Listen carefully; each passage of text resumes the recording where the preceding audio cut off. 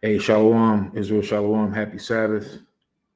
If I can be heard, as always, please put comment in the chat and let me know where you're tuning in from.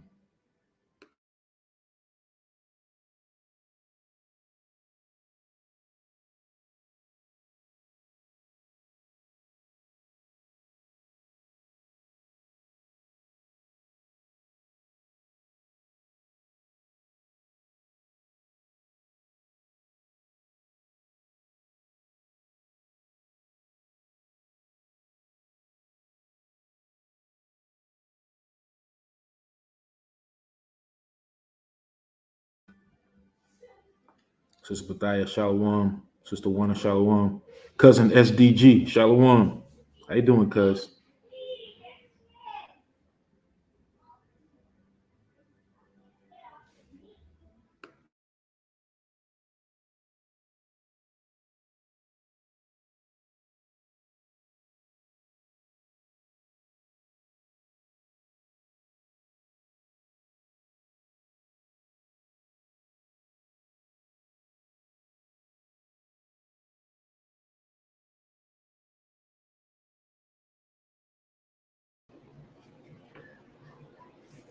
Shalom. Shabbat. Shalom, Mark, Shalom. We'll give everybody a few seconds, a few minutes to file in, then we'll get started. If you have any questions, please feel free to send them to aochouston@gmail.com.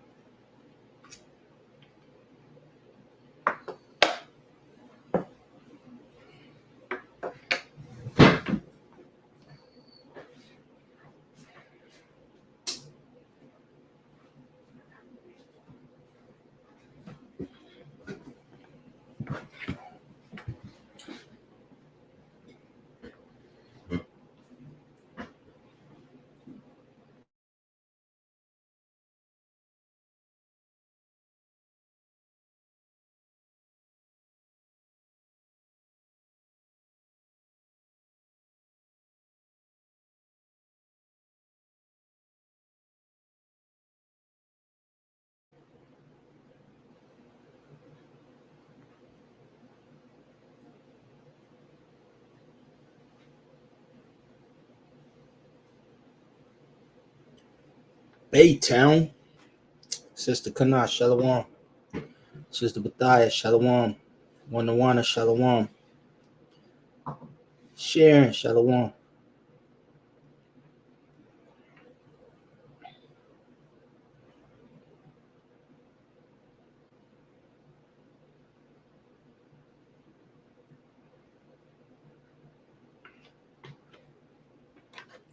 How's everybody?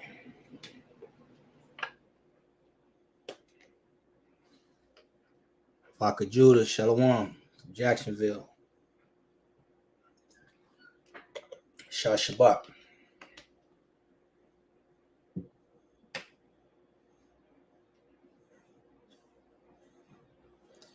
It's Karai Princess. Shabbat Shalom.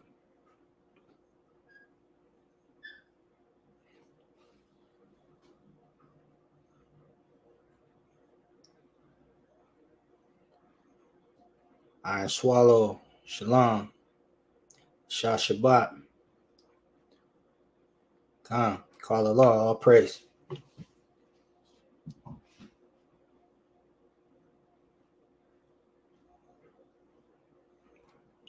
Everybody Tawab? Everybody good?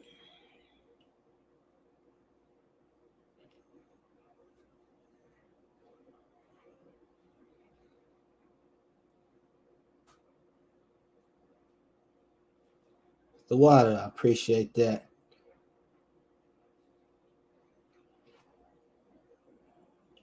It will be.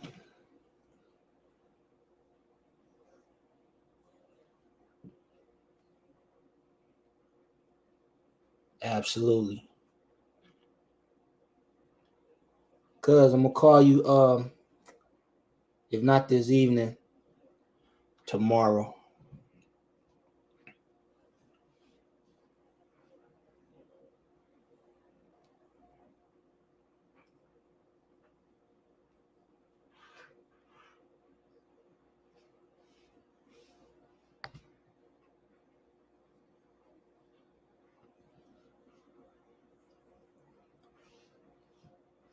Tawab, Tawab. I'm doing better. I'm doing a lot better. Andre Brown, Shalom.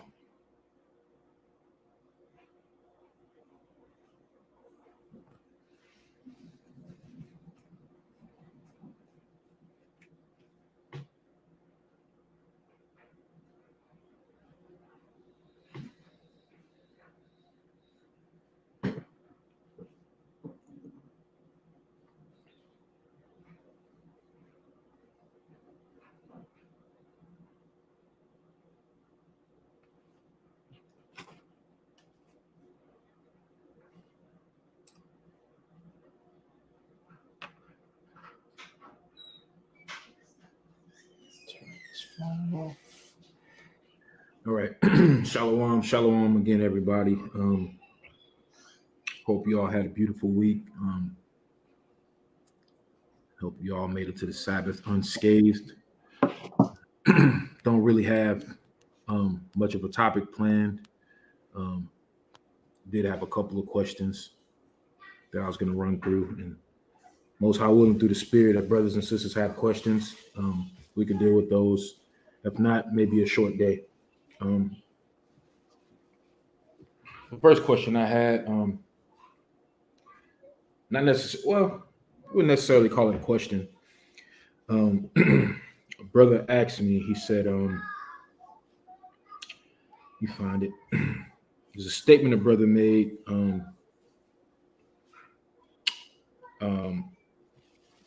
He said, I was talking to my brother the other day, and he told me that the Bible has 613 commandments, not just 10, and it threw me for a loop. And then he said that task seems taller than a rocket science equation. How do we go about it?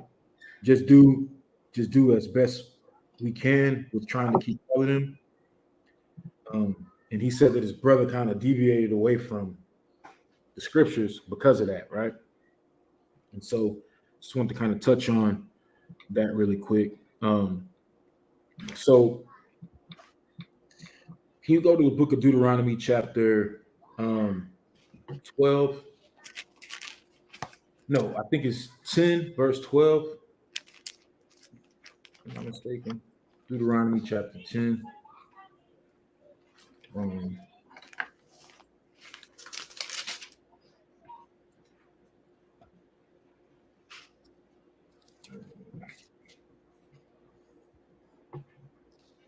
Yeah, 10, Deuteronomy 10 and verse 12.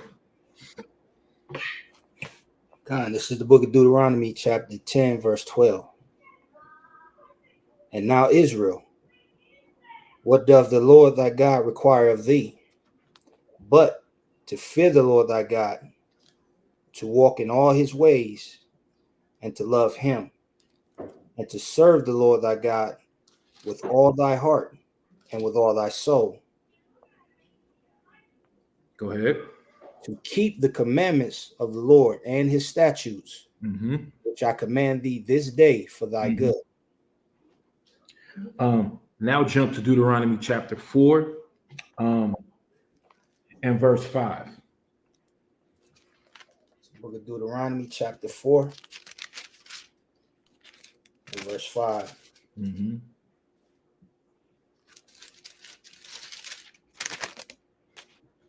Behold, I have taught you statutes and judgments, even as the Lord my God commanded me, that ye should do so in the land whither ye go to possess it.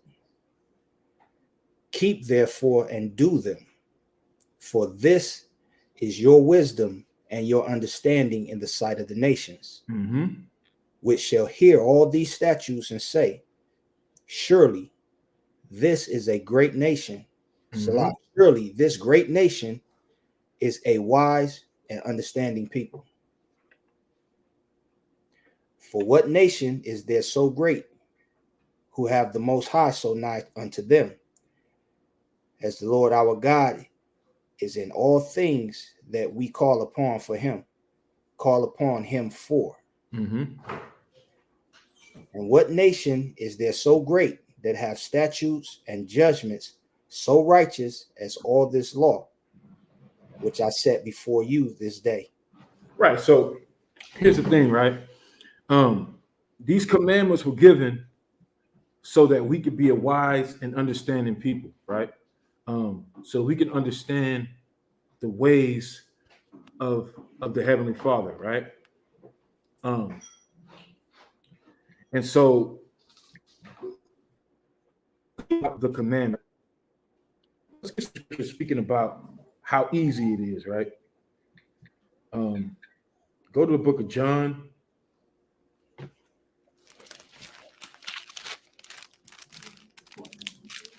I think it's John chapter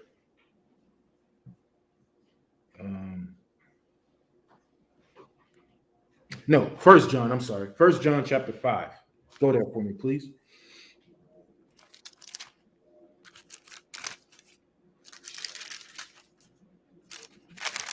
First John chapter 5, start at verse 2. First John chapter 5, verse 2. By this we know that we love the children of the Most High, when we love God and keep his commandments. For this is the love of God, that we keep his commandments, and his commandments are not grievous. Right. The commandments are not grievous, man. And you know, I always find it funny when man, I always Alberto, if you don't mind, brother, there's an email address ticking across the screen. Whatever questions you may have, please send it to that email address, AocHouston@gmail.com. We ask that so we can have all the questions in one particular place so that we don't have to scroll up and down in the chat to scour and look for questions, right? So if you don't mind, brother, whatever questions you have, send it to the email address. But the thing about the commandments, right, is that, like the scripture said, they're not grievous, right? And we have to understand that people that say you can't keep the commandments, they're looking at it from the perspective of, like, perfect example. When you get up in the morning, Zion, what do? Like, what is your routine? Wake up in the morning, say a prayer, use the restroom, brush my teeth, wash my face, let the dogs out, feed the dogs, kiss my rib, turn the coffee maker on. Now, perfect. Thank you for being, thank you for that. Because here's the thing, right? When you keep the commandments of the Most High, right? Like when the brother Zion said what he did in the morning, when he got up, did he say that as he was saying his prayers, he was brushing his teeth and combing his hair and kissing his wife and trying to put his pants on and his socks on at the same time? No, he wasn't doing all that. He wasn't trying to do that. He took it as it came, right? As the task came, that's what he did. First thing he had to do was get up, right? Now, when he got up, there's some things that the brother could probably do at the same time. The brother could probably be brushing his teeth and putting deodorant on at the same time, right? And so the thing about the commandments is we're already doing them. For the most part, you're already doing the commandments. Let's give the grouping of the commandments really quick, right? The categories of the law, right? So we have the ceremonial law, right? Which goes into our feast days and our high holy days, the solemnities, right, of the house of Israel. The dietary law, what is that? It goes into those foods that we can and we cannot eat, right? the moral law, right? That's how we deal with each other ethically, right? And then we have the civil law, right? More so for like governmental structure of our nation, right? And so here's the thing, right? Thou shalt not kill, right? You never have to worry about thou shalt not kill and keep the Passover at the same time. Because when you deal with the ceremonial, these things aren't every day. The Passover isn't every day. You keep the Passover when the Passover comes. You keep Pentecost when Pentecost comes, right? So the ceremonial law, again, nothing grievous about that. Because, and again, this isn't to the brother that asked the question, it's just in general, because we know that this is an ongoing thing, right? Commandments are done away with. We don't got to keep the law. It's too much. Nobody could keep it. No, it wasn't that anybody couldn't keep it. It's just that no one could be justified by it. Because in trying to do that, like we spoke about, we've been touching on this topic, with trying to be justified by the law, you would always find out that, damn, I'm in need of salvation from this. Because there's no way that I can, because I'm always going to fall short of it. Because that's what living in the flesh is. Go to the book of Romans chapter 8 really quick.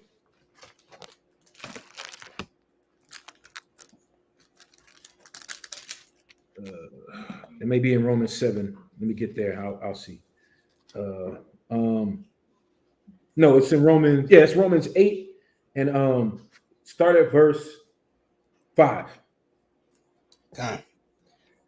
Romans chapter 8, verse 5. For they that are after Start at 4. I'm sorry. Start at verse 4. Okay. Romans chapter 8, verse 4. That the righteousness of the law might be fulfilled in us, who walk not after the flesh, but after the Spirit. For they that are after the flesh do mind the things of the flesh, but they that are after the Spirit, the things of the Spirit. For to be carnally minded is death, but to be spiritually minded is life and peace. Because of the carnal mind is enmity against the Most High, for it is not subject to the law of the Most High, neither indeed can be. Now jump back to Romans 7 and 14. Romans chapter 7, verse 14. For we know that the law is spiritual, but I am carnal, sold under sin. Right. The flesh is carnal. So while we're in this flesh, we're going to go off. The scripture said, righteous man falleth 7 times. Okay.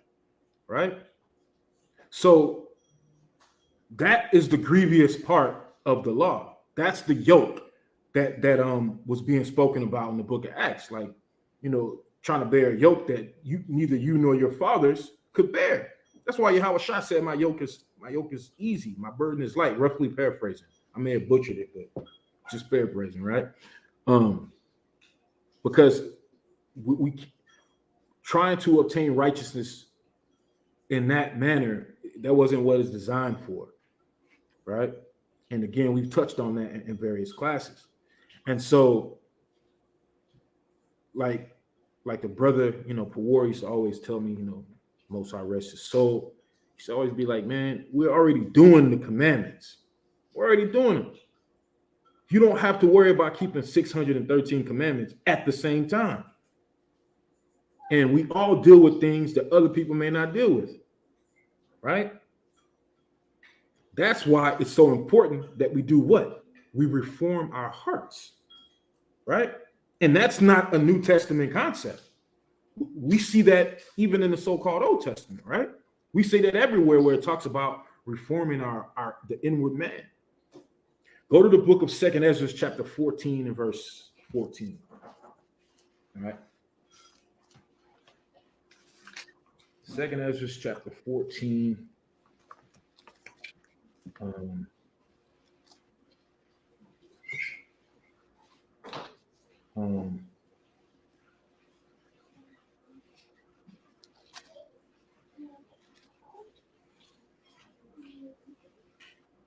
Yeah, go there for me. 14 and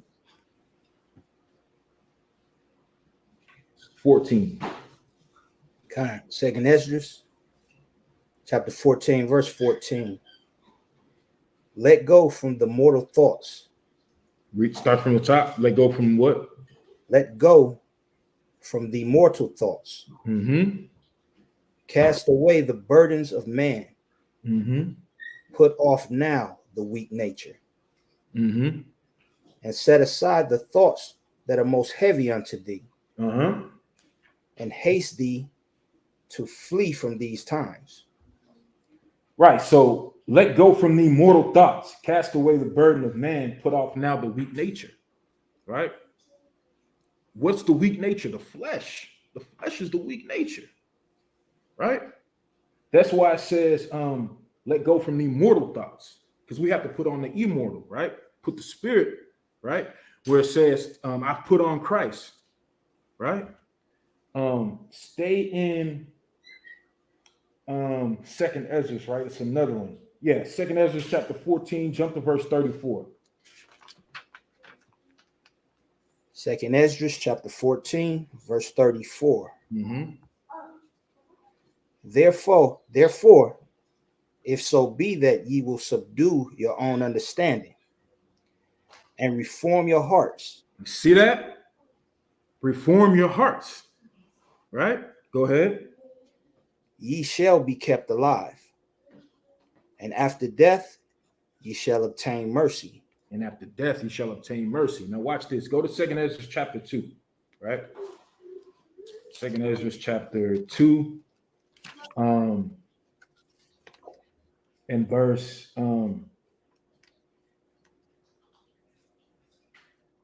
start at verse 42.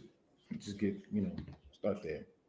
2nd Ezra chapter 2, verse, you said 42? Mm-hmm. Okay. I, Ezra, saw upon the Mount Zion a great people, Mm-hmm. whom I could not number. Mm-hmm. And they all praised the Most High with songs. And in the midst of them, there was a young man of high stature, Mm-hmm.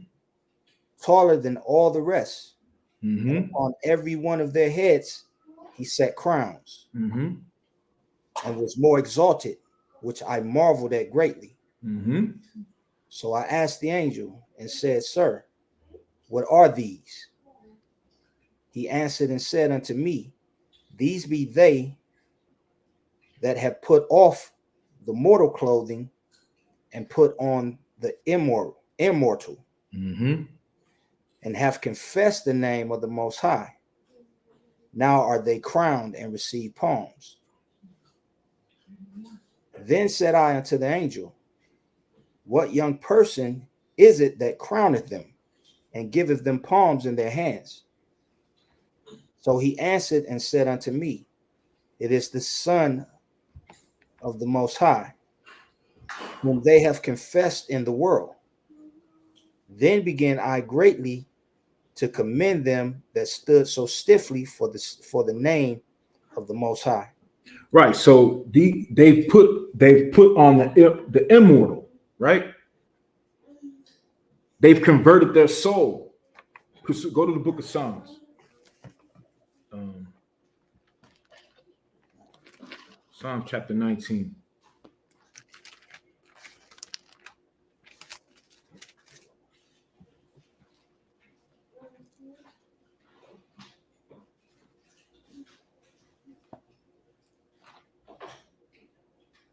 Psalms chapter 19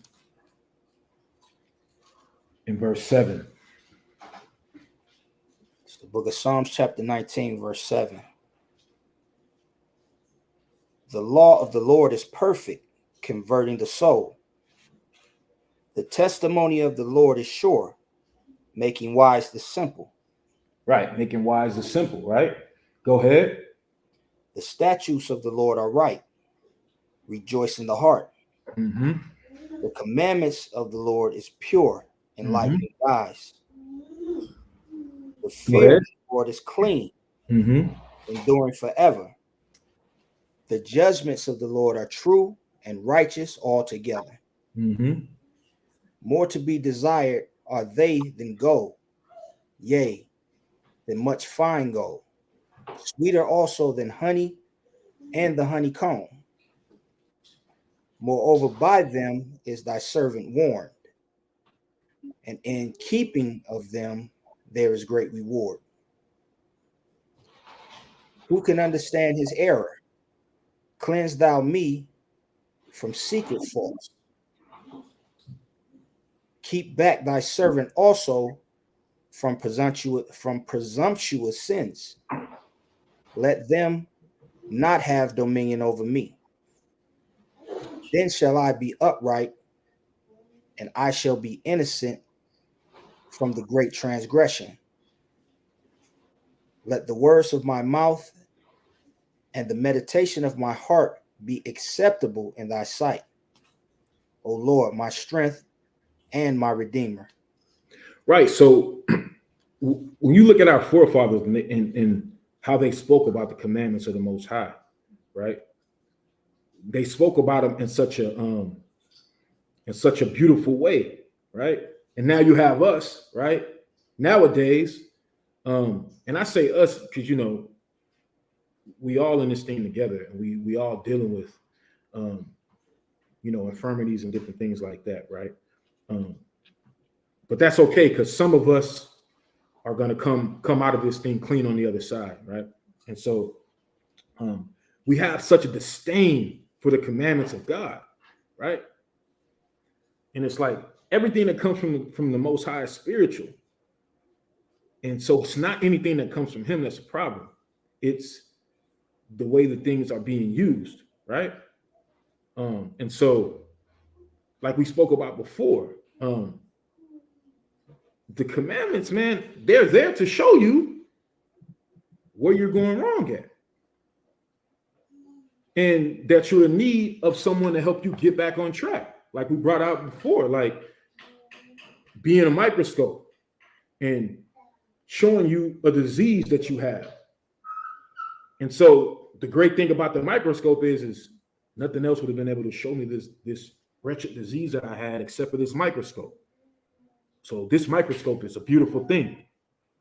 The disease is not, but we have the perfect cure for this.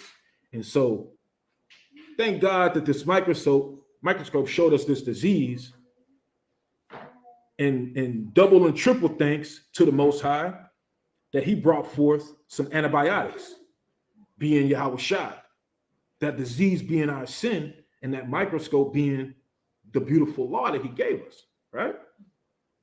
And so, again, when it says to put on Christ, we put on that, we put on the Spirit of Christ, right? Taking the law of the Most High to a higher understanding, so that you can do what? You can overcome, right? Now it's not just about physically murdering your brother. Now it's like, okay, you hate your brother for no reason. You bearing hatred to this man for no reason, brother. You got to clean that up, man. You're murdering him. You're a murderer. Right? Now it's, nah, brother. Listen, man. Yeah, you didn't physically lay with that brother's wife, but every time she come around, brother, you lusting after this sister, man. You thinking in your mind how you can lay with this sister. Got to clean that up. And so, again, the law is perfect. It's not hard. And we're not doing everything at one time. The best way to eat a burger is one bite at a time. If I can be heard out of one. Go ahead, out of one, of course. You also have to realize that, as they say, 613, all 613 laws are not for each individual person. Okay. So For example, there's the law of purification. Let me read it. I'm gonna go to it. What you want? Leviticus 12 and verse 1. It's the book of Leviticus, chapter 12, and verse 1.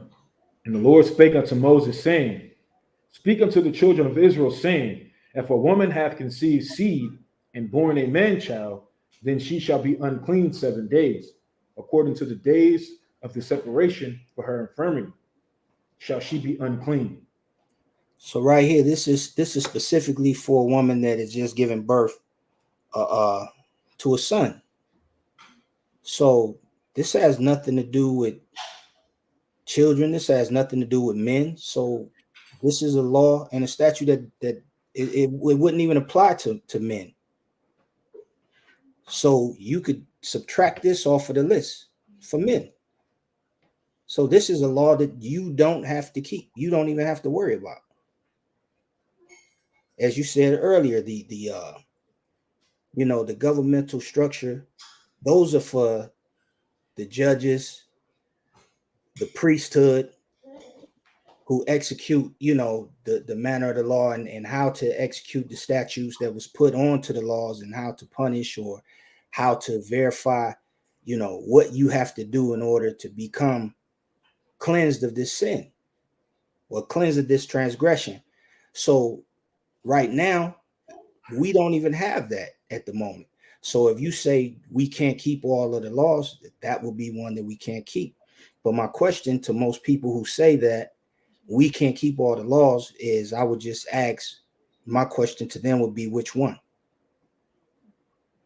Because if you go through them, like which one, even if you, let's just say the 10 commandments, which one of the 10 commandments can you not keep?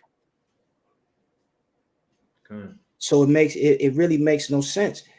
If I always use the analogies of driving. Okay. If you in the car, you have to have, your plates have to be correct. You have to have the correct sticker. That's a law. In Ohio, we have to have an emissions test in order to get the stickers, because that's a law. That's 2 laws that you keeping right there with driving before you even get behind the wheel of the car. Then you have to keep the speed limit. You have to have a safe automobile. You can't have your muffler hanging out, because we have laws here in Ohio with if your car is too loud, it's a noise violation. It's a pollution violation. If you drive too fast, you're breaking the speed limit. If you're not turning your blinker on before you switch lanes, then you're changing lanes unlawfully. That's about 10 laws right there. So if you think the 613 is too many, just with driving from your house to the corner store, you're keeping, if you're doing it legally, you're keeping at least 15 laws governed by the state right there. So I think that we make it out to be a whole lot more than what it really is, because we're taught the precepts of men. There are men that set that up to make you feel as though you can't keep these commandments, because they know how powerful we are if we do keep them. So they push that doctrine. You can't keep the commandments. Don't even try to keep the commandments. That's something that they push on us. So when you feel as though you can't keep all of the commandments, I would ask that you look through Leviticus, look through, just go through Exodus 20 and figure out which one can you keep. Can you not? I mean, you just can't not commit adultery. You can't do that. You can just you just can't help but to steal. Like you can't help but to kill someone. You can keep the commandments. Philippians 4, right? Philippians 4:13. I can do all things through Christ that strengthens me, but keep the laws. Right. Makes no sense. They only want to be the best running back they can be when they put that on their cleats. Exactly. 13. It's like you naturalizing the power of the Most High by thinking that that's the only, you can only be great in sports through Philippians 4:13, nothing else. So it's not that many that you have to worry about. It's not that many that you're going to run across. The one that most people, when they say we can't keep all the laws, the one that they talking about the most is eating unclean foods. That's the one that they can't keep, or that they don't want to, or they feel like it's too hard. Right. Go to Judah chapter 5, verse 20.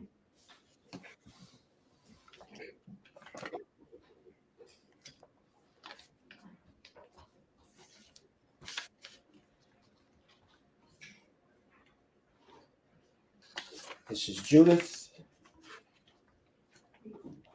You said Judith? Yeah, Judith chapter 5, verse 20. Judith chapter 5 and verse 20.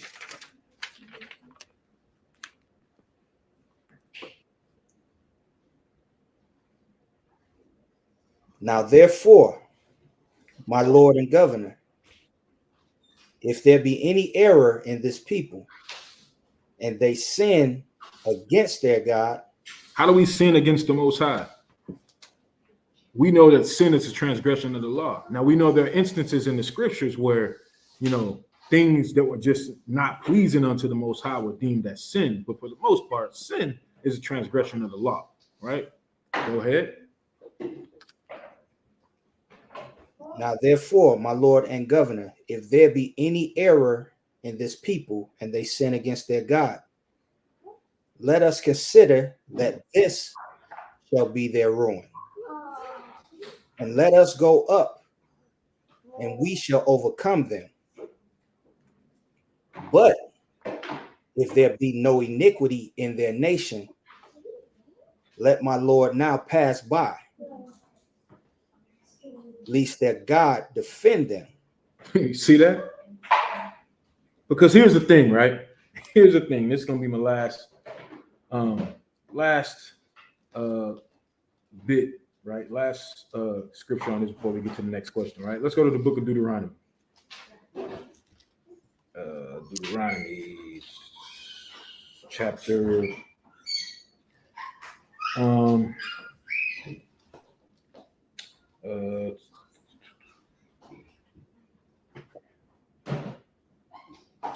chapter 30, I think it is.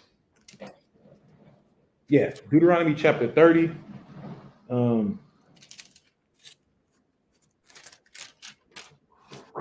Start at verse 1. Book of Deuteronomy, chapter 30, verse 1.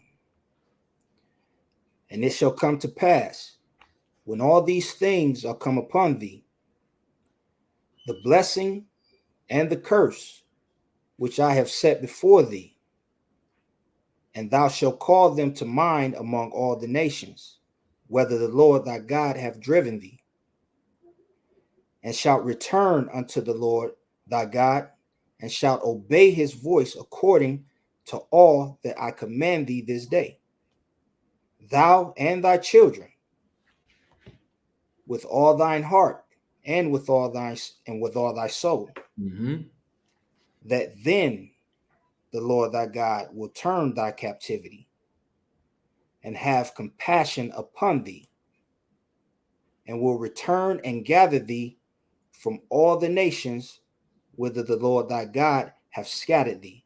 Has that happened yet? Absolutely not. Nope. Hasn't happened yet, but read on. Verse 4. If any of thine be driven out unto the outmost parts of heaven, from thence will the Lord thy God gather thee, and from thence will he fetch thee. And the Lord thy God will bring thee into the land which thy fathers possess, and thou shalt possess it. And he will do thee good, and multiply thee above thy fathers. And the Lord thy God will circumcise thine heart, and the heart of thy seed, to love the Lord thy God with all thine heart and with all thy soul, that thou mayest live. Okay, go ahead. And the Lord thy God will put all these curses upon thine enemies and on them that hate thee, which persecute thee. Has that happened? Absolutely not, right? So we know that it's important to keep these commandments, man. Okay. It's important. You can't get away from them. You shouldn't want to get away from them because, again, this is wisdom. Wisdom. Look how foolish we look to the world. Right. Because we're not keeping them. Right. That's why the scripture says, for without our dogs. Because when we're not keeping these things, man, we're beasts. There's no difference between us and the beast of the field. We're given into eating whatever we want, sleeping with whatever we want to sleep with. All sorts of things, man. Acting a fool, you know. So let's get to the next question. Next question says, what is your take on this book? I have heard about this book before. I'm trying to find out more about it. Can I follow this book with conjunction with the KJV Bible? The sealed portion of the Book of Mormon. Go to the book of Sirach, chapter 5.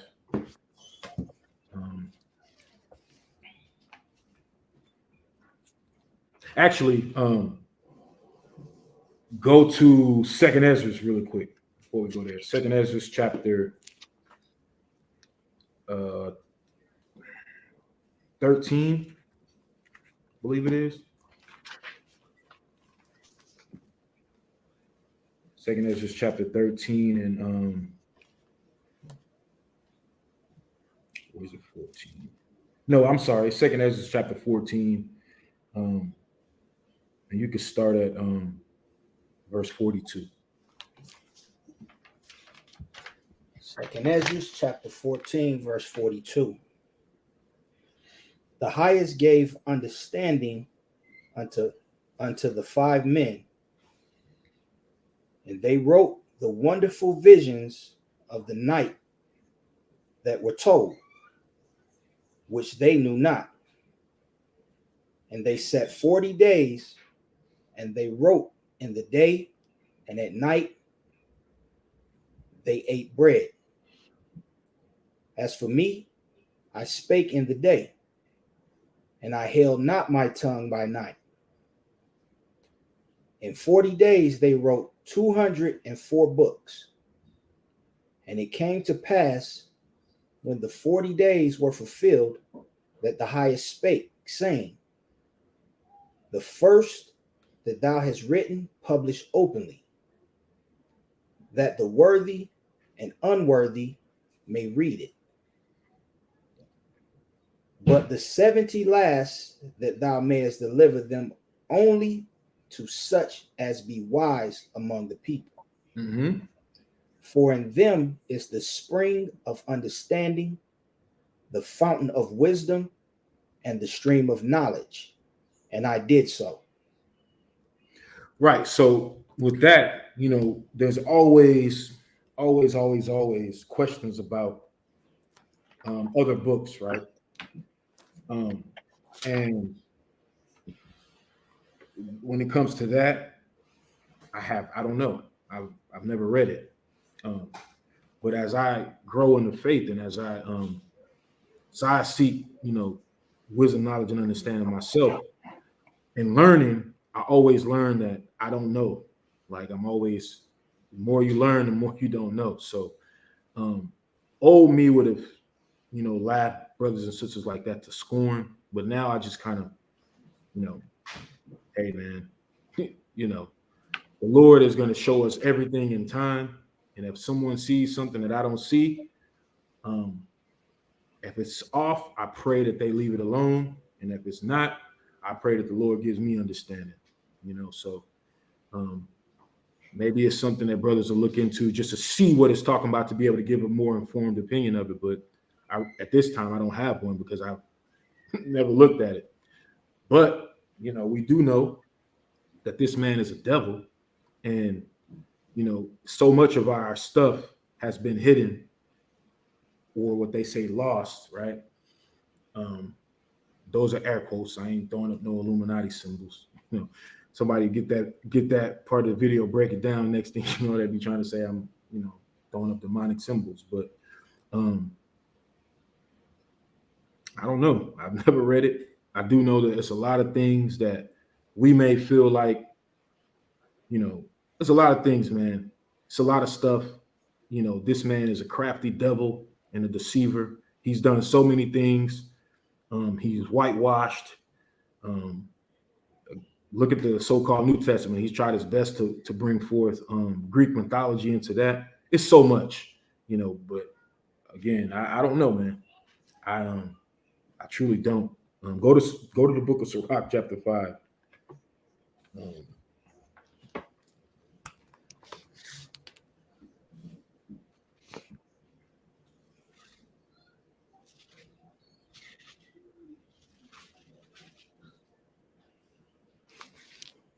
Start from the top. 5 and 5, believe it. No, 5 and 10. I'm sorry, 5 and 10. It's the book of Sirach, chapter 5, verse 10.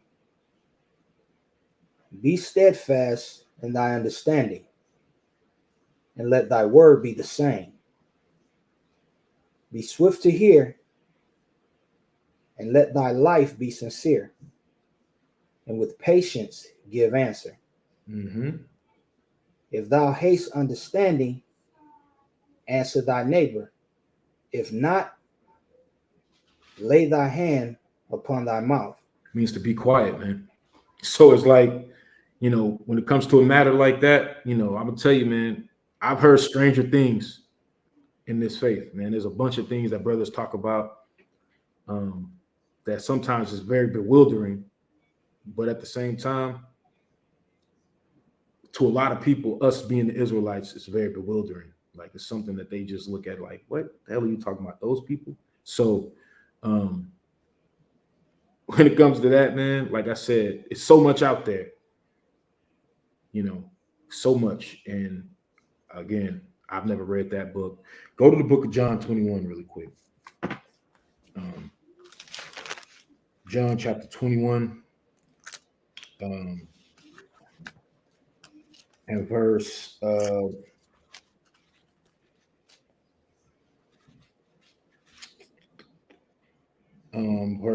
you can start at 24. It's the book of John, chapter 21, verse 24. This is the disciple which testifieth of these things, and wrote these things, and we know that his testimony is true. And there are also many other things which Yahushua did, the which, if they should be written, every one, I suppose that even the world itself could not contain the books that should be written. Amen. See that? So, man, we're talking about this man walked the earth. And, he didn't die a teenager. So he did a lot of things when he walked this earth. He went a lot of places and did a lot of miracles. And those things can't be contained, in just one book, right? So I'll leave it at that. And again, I don't, peace be unto you, brother. Most high willing, Lord give you some understanding. But I will say that, you have the Bible and the Apocrypha that give you more than enough to obtain the ultimate goal, and that's salvation, right? That's salvation. Let's see here. Got another question. And the funny thing about that question is you're the second person to ask me about that today. So like that's why again I just like, man, let me just, I don't know. I couldn't tell you, but you're not the first person to ask me that. So all right. Brother says, if I was put in a life or death situation, where I had to eat pork to save my brother's life. What does the scripture say to do in that situation? Well, I can tell you what the scripture says about pork. Go to the book of Leviticus. I got a couple examples for you, though, but let's go to Leviticus first.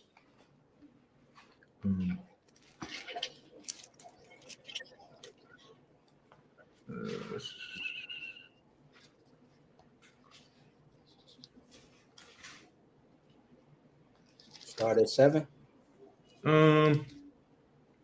Yeah, wherever you want to start. Leviticus chapter 11, verse 7. And the swine, though he divide the hoof and be cloven footed, yet he cheweth not the cud. He is unclean to you. Of their flesh shall ye not eat, and of their carcass shall ye not touch. They are unclean to you.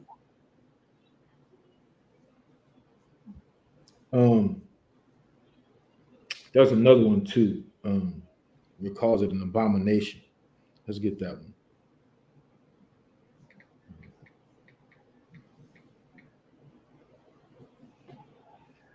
one. Deuteronomy 14 or Isaiah.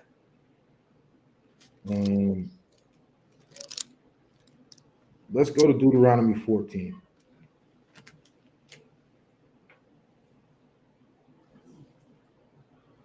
All right, I'm gonna start at the top, by the one. Okay.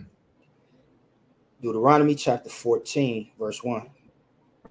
Ye are the children. Okay, come. Go ahead.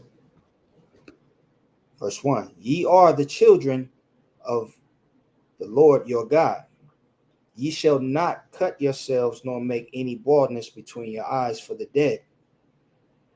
For thou art an holy people unto the Lord thy God. And the Lord hath chosen thee to be a peculiar people unto himself, above all the nations that are upon the earth. Verse 3. Thou shalt not eat any abominable thing.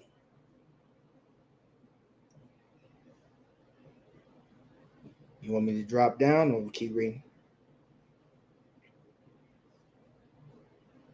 I'm going to drop down to verse 8.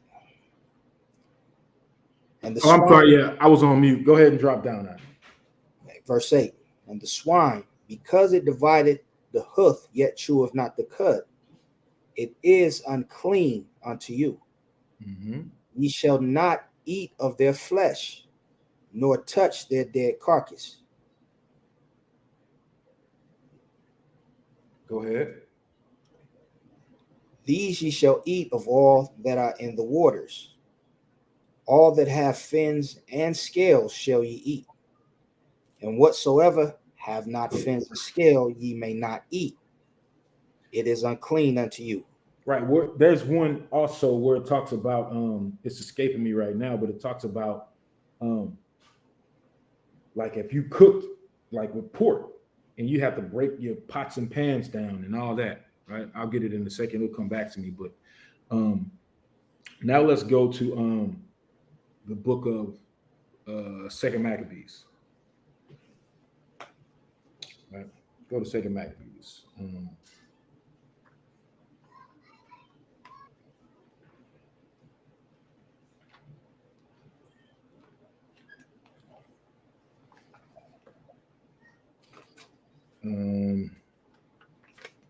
Two accounts that I want. First, go to Second Maccabees chapter 7.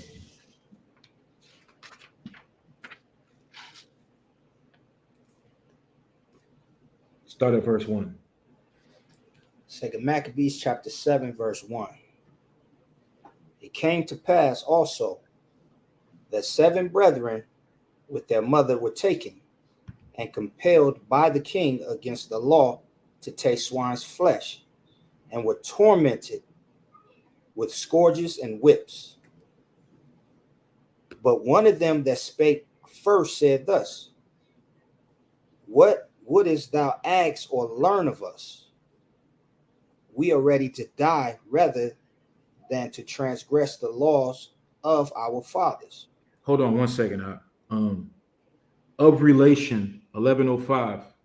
I don't know what you're trying to say in the comment boards and stuff like that, but I'm about to invite you to a party here in a second, block party, if you're in there trying to cause confusion. So if you can, just please refrain from commenting unless you have a question that can be sent in to the email address that's ticking across the screen. So go ahead, read. Verse 2. But one of them that spake first said thus, what wouldest thou ask or learn of us? We are ready to die rather than to transgress the laws of our fathers. Mm-hmm. Then the king, being enraged, commanded pans and cauldrons to be made hot, which forthwith being heated, he commanded to cut out the tongue of him that spake first, and to cut off the utmost parts of his body, the rest of his brethren and his mother looking on. Now when he was thus maimed in all his members, he commanded him, being yet alive, to be brought to the fire and to be fried in the pan. And as the vapor of the pan was for a good space dispersed, they exhorted one another with the mother to die manfully, saying thus. Right. So listen, this is you can read this in your own time, but it goes into a mother that has 7 children, right? We know 7 is just a number of completion, right? So it goes into what they were willing to do to not eat swine's flesh, right? Go to Second Maccabees chapter 6, and verse start at verse 18. Second Maccabees chapter 6, verse 18. Eleazar, one of the principal scribes, an aged man, and of a well-favored countenance, was constrained to open his mouth and swine's flesh. But he, choosing rather to die gloriously than to live stained with such an abominations, spit it forth and came of his own accord to be tormented, as it behooved them to come that are resolute to stand out against such things as are not lawful for the love of life to be tasted. But they that had the charge of the wicked feast, for the old acquaintance they had with the man, taking him aside, besought him to bring flesh of his own provision, such as was lawful for him to use, and make as if he did eat of the flesh taken from the sacrifice commanded by the king. Right. So they even want to be crafty, right? Go ahead. Verse 22. That in so doing he might be delivered from death, and for the old friendship with them find favor. Right. Hey, just take this beef right here, right? We're gonna pretend that it's pork. Just eat it. Right? Just take this beef and make it look like it's pork, and go ahead and just eat it, right? Go ahead. Verse 23. But he began to consider discreetly, and as became his age, and the excellency of his ancient years, and the honor of his gray head, whereunto he was come, and his most honest education from a child, or rather the holy law made and given by the Most High.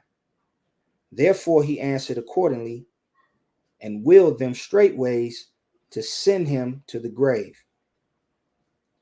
For it becometh not our age, said he, in any wise to dissemble, whereby many young persons might think that Eleazar, being 80 years old and 10, were now gone to a strange religion.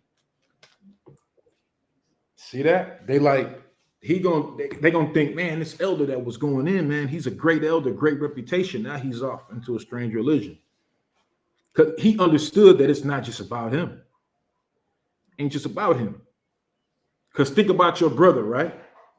Your brother that sees you, because my brother always tells me, he's like, man, y'all real disciplined, man.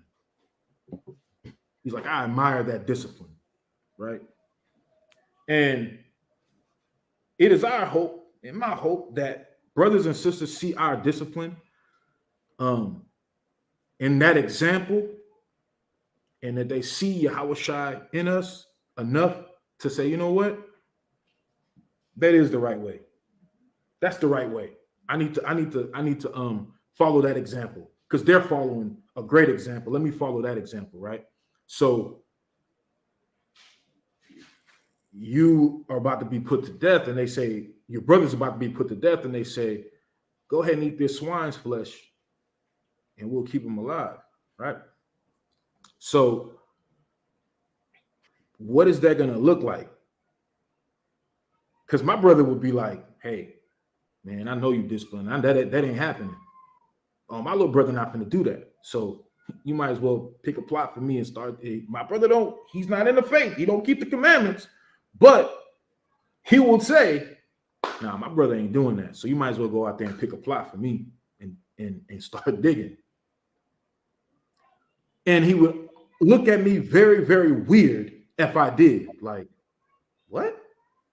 You went against something that you've been standing for and that you think is so great? You went against all that? Nah. So you got to give these people that are in your life more credit, right? Because they understand.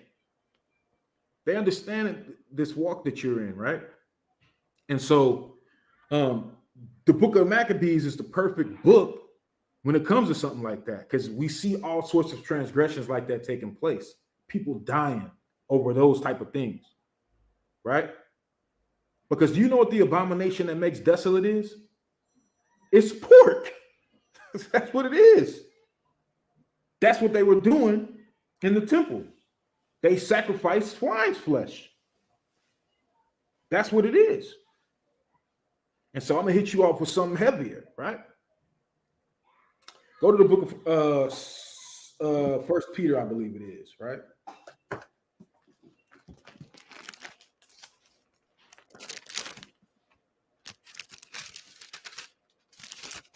No, yeah. 1 Peter chapter 2, right? 1 Peter chapter 2. I got a lesson coming up on something like this, but I'm 1 Peter chapter 2, start at verse 1. 1 Peter chapter 2, verse 1. Mm-hmm.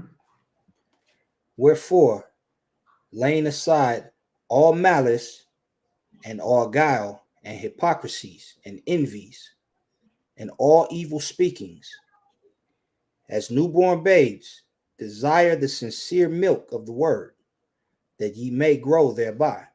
Mm-hmm. If so, be ye have tasted that the Lord is gracious, Mm-hmm. to whom coming as unto a living stone, disallowed indeed of men, but chosen of the Most High and precious. He's that stone that the builders refused, right? The stone that the builders rejected has become what? The chief cornerstone, right? Cornerstone of what? Read. Verse 5. Ye also, as lively stones, are built up a spiritual house and holy priesthood, to offer up spiritual sacrifices acceptable to the Most High by Hamashiach Yahushua. You see that? Lively stones, man. This is why we got to reform our hearts, meaning our mind. This is why we got to kill off that old man, right? Because we are the temple. It said lively stones, right? And so when you think about, go back to 2 Maccabees chapter 6, right?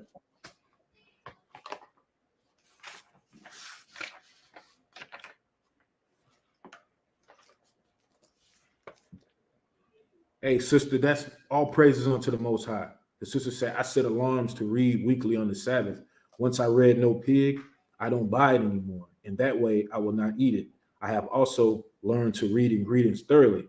I'll be in the grocery store $10. It is what it is. Because I'm in the back, look, everything, because again, I want to make haste to keep the Lord's commandments. I want to be able to say, hey, I tried. Will I catch everything? Nah. Kevin Rodriguez, no, he wouldn't regard that as you. Christ died for us. The scripture says, roughly paraphrasing, there's no greater man than someone to give his life for his brother.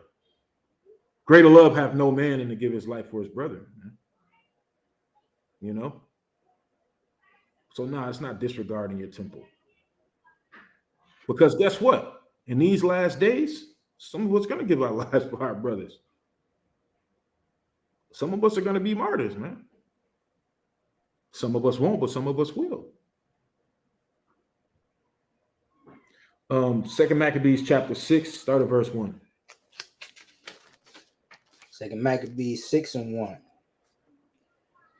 Not long after this, the king sent an old man of Athens to compel the Jews to depart from the laws of their fathers and not live after the laws of the Most High, and to pollute also the temple in Jerusalem, and to call it the temple of Jupiter Olympius, and that Angarism of Jupiter, the defender of strangers, as they did desire that dwelt in the place.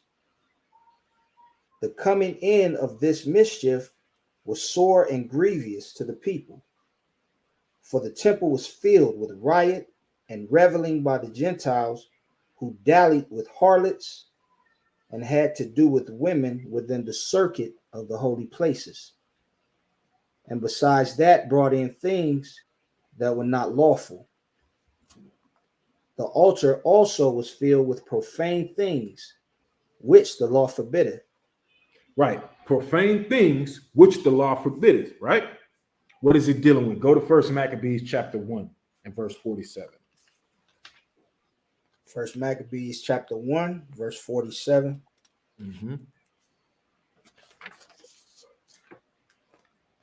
So 1 Maccabees 1, verse 47.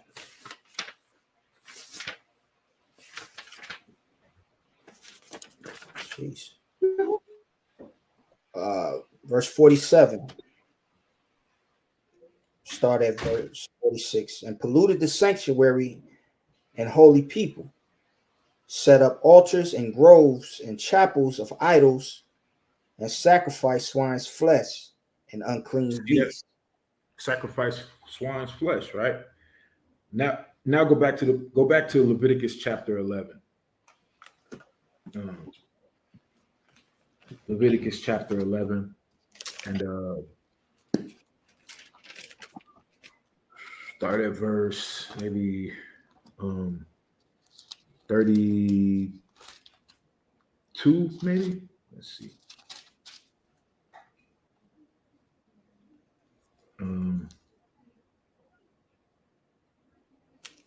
Start at verse 31. Count on one. Leviticus chapter 11, verse 31. These are unclean to you among all that creep. Whosoever doth touch them when they be dead shall be unclean until the even. And upon whatsoever any of them when they are dead doth fall, it shall be unclean, whether it be any vessel of wood or raiment or skin or sack, whatsoever vessel it be, wherein any work is done, it must be put into water, and it shall be unclean until the even, so it shall be cleansed. And every earthen vessel whereinto any of them falleth, whatsoever is in it shall be unclean, and ye shall break it. Shall break it. Go ahead. Of all meat which may be eaten, that on which such water cometh shall be unclean. and all drink that may be drunk in every such vessel shall be unclean. Just saying, even lawful food like that water is unclean. Like you're not going to drink chicken water. You know what I'm saying? You ain't going to do that. Coli, right? Right. So go ahead. Verse 35. And everything whereupon any part of their carcass falleth shall be unclean, whether it be oven or ranges for pots, they shall be broken down, for they are unclean and shall be unclean unto you. Nevertheless, a fountain or pit wherein there is plenty of water shall be clean, but that which toucheth their carcass shall be unclean. And if any part of their carcass fall upon any sowing seed, which is to be sown, it shall be clean. But right, if you can stop right there. Huh. Oh, I thought I was breaking up. I just want to show how even the pots and the pans and all that pork get on them joints, throw them away, break them. You know, that's what So when you think about pork, man, it's like, nah. I mean, all the unclean animals, but pork is abominable, man. Go to Isaiah chapter 66. Alberto Guevara, call law, Wata Wata. Hey, appreciate that. Appreciate that, Che.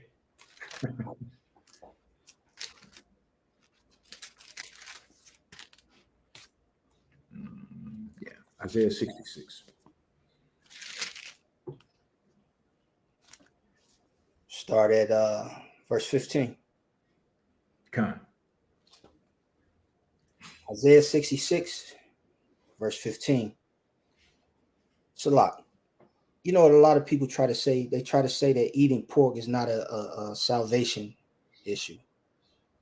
But this will explain it. Isaiah 66, start at verse 15. For behold, the Lord will come with fire and with his chariots like a whirlwind to render his anger with fury and his rebuke with flames of fire. Mm-hmm. For by fire and by his sword will the Lord plead with all flesh, and the slain of the Lord shall be many.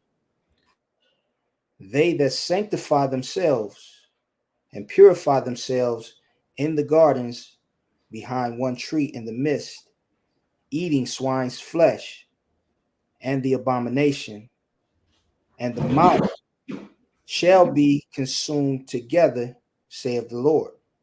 Right. Here's a funny thing about what people say, right? For people that have eaten pork their whole lives, hog maws, chitlins, all that nasty stuff, right? When they get to a certain age and they start having them doctor's appointments, and they have that hypertension, that high blood pressure, parasite.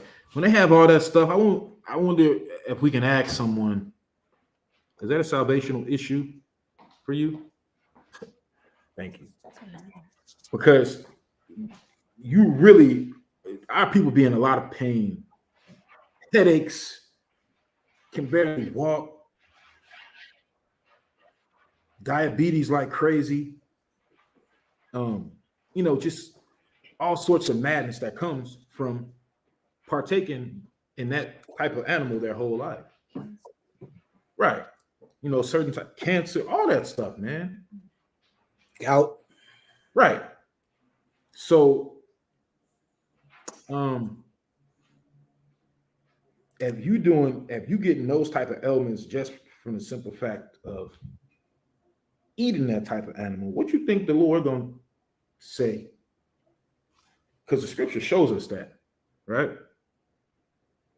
But again, you have people that have been deceived, man.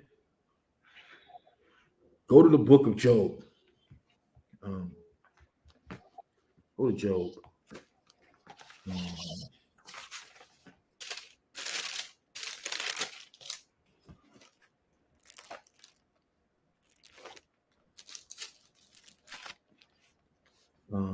Job chapter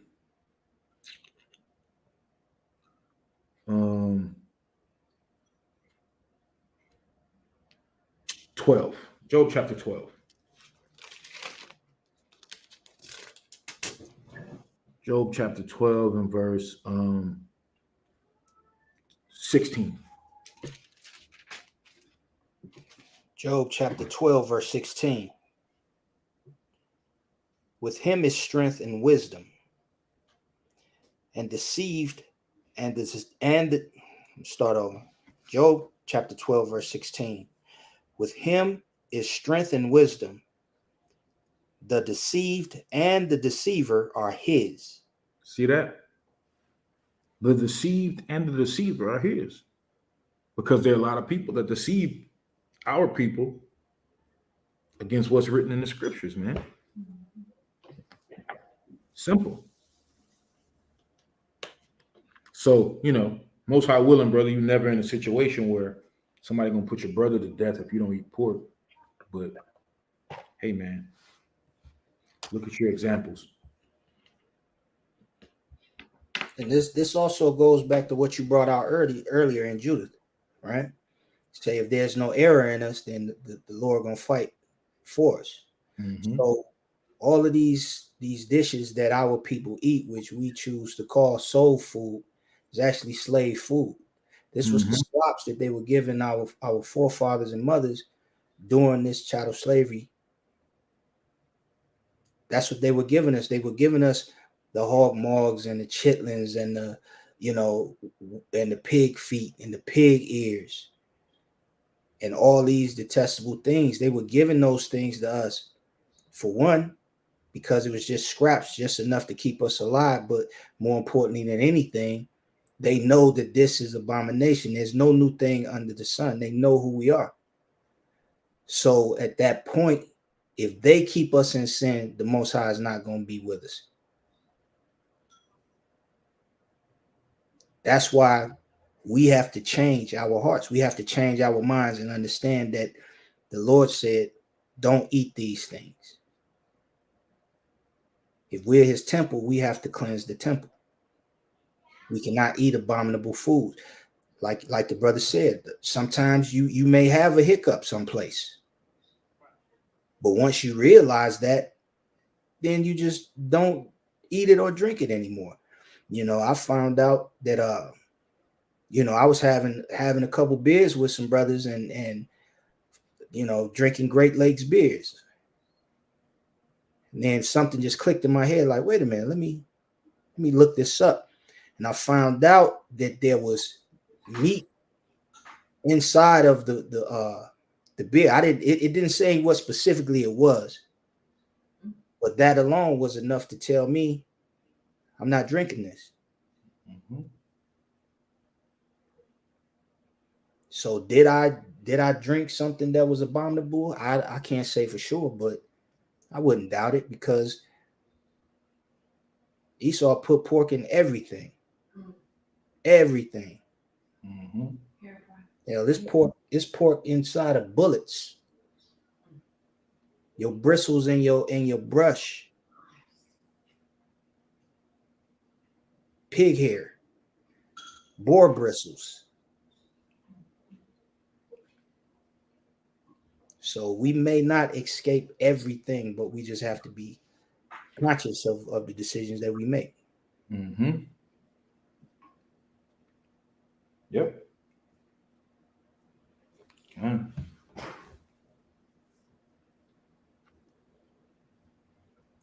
Let me see here.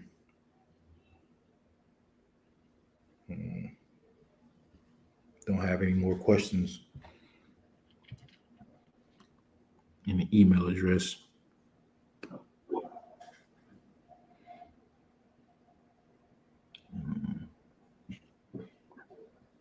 So with that, any brothers and sisters got any more questions? It's the last call. Send them to the email address.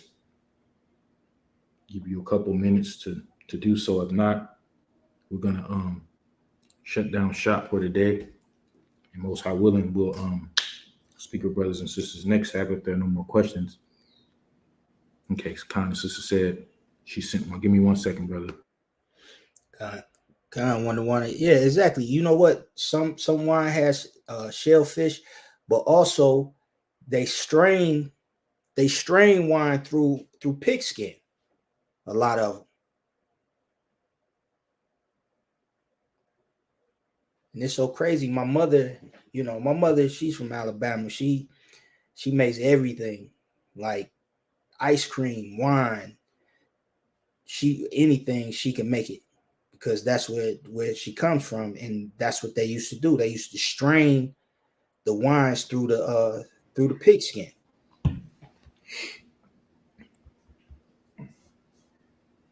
So just be careful. That's all. Be as careful as you can be. There's an app that's pretty decent, but it doesn't have everything on there. It's called Scan Halal. If you go on there and you scan the barcode or whatever product that you're looking into buying, a lot of times it'll tell you if there's meats or gelatins or anything that you could be allergic to or whatnot. But some things they won't have the information on. So if you find out, you can enter the information so that the next time somebody will scan that product, that it'll show, what you found out about that product, what it has in it.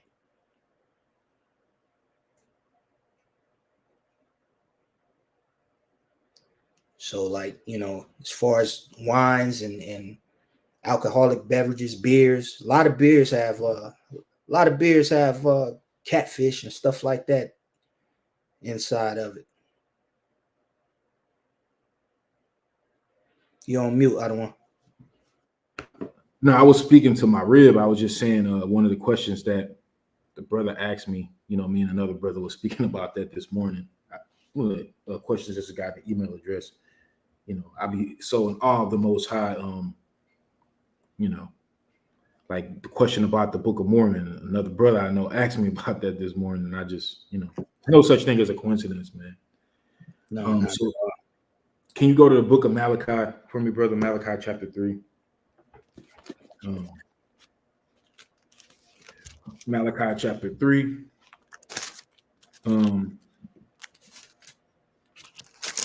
This is one they like to use in the church, right? They try to use this one. They use it in there. Malachi chapter 3 and verse. You could start at verse 8. This is Malachi chapter 3 and verse 8. Will a man rob God? Yet ye have robbed me.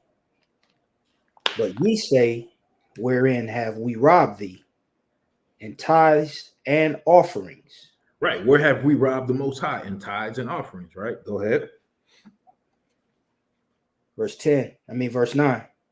Ye are cursed with a curse, for ye have robbed me, even this whole nation. Mm-hmm. So go ahead. Bring ye all the tithes into the storehouse, that there may be meat in mine house. And prove me now wherewith, saith the Lord of hosts, if I will not open you the windows of heaven and pour out a blessing, that there shall not be room enough to receive it. And I will rebuke the devourer for your sakes, and he shall not destroy the fruits of your ground.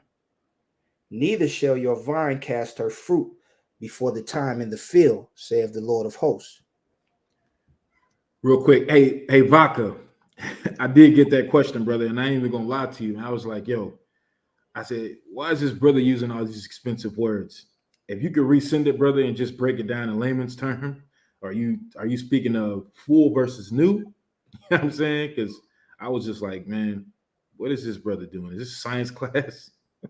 So if you can, brother, resend it. Just break it down in layman's terms for me. So what's going on here, right? You read verse 11. God, you want me to read it again? Yeah, read it again. Malachi chapter 3, verse 11. And I will rebuke the devourer for your sakes, and he shall not destroy the fruits of your ground. Neither shall Your vine cast her fruit before the time in the field, saith the Lord of hosts. Right. So this right here, right, Malachi chapter 3, any brother that has his own farm, his own land, and does cultivation, things like that, they could tell you how important those windows of heaven are, right? Because again, Christian church, our people, because they lack understanding of the Heavenly Father, they think everything is dealing with money. Now, I guess on a large scale, nowadays, it could, because he's talking about the windows of heaven, right? Pouring down a blessing. These two things. First, tithe storehouse, right? Those tithes that's food.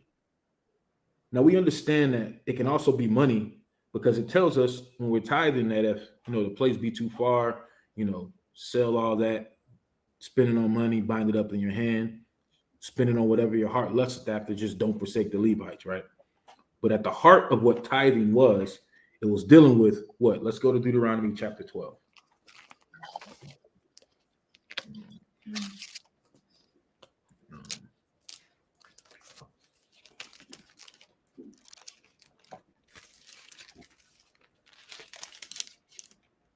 Deuteronomy chapter 12 and verse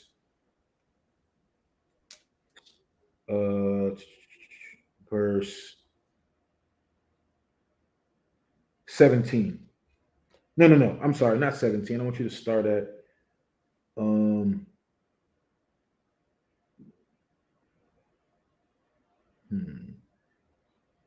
where I want you to start it.